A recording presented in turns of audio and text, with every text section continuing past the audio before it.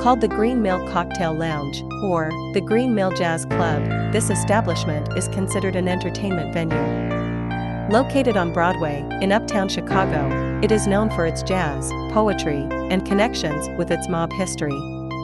Originally, the lounge was named Pop Morris's Love House, and opened in the year 1907, and was renamed Green Mill Gardens a few years later.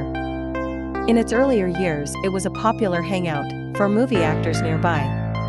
The namesake gardens were removed in the 1920s during the construction of the Uptown Theater on the same block.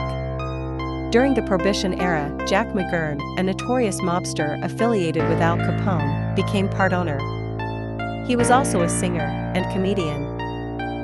Joe E. Louis was attacked by McGurn's men in 1927 when he refused to take his act to the Green Mill.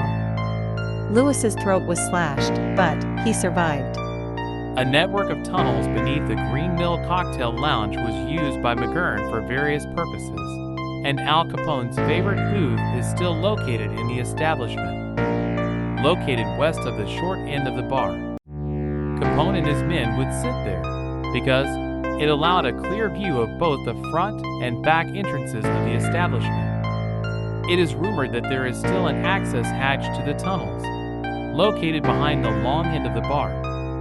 The tunnel supposedly leads from under the bar to the street and finally to an adjacent building. This is how Capone was able to elude the authorities and rival mob gangs when he visited the Green Mill.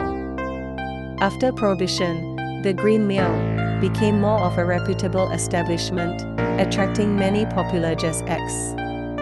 The business began to struggle in the 1970s, but was revitalized with a new owner in the 1980s. In 1986, the Green Mill became home to the Uptown Poetry Slam. A lot of people involved in paranormal research claim that this establishment is haunted by Al Capone. From all the information that I have personally gathered, and the stories that I have read, I don't believe that it is Al Capone. Instead, I would say that this establishment was haunted by Joe Louis.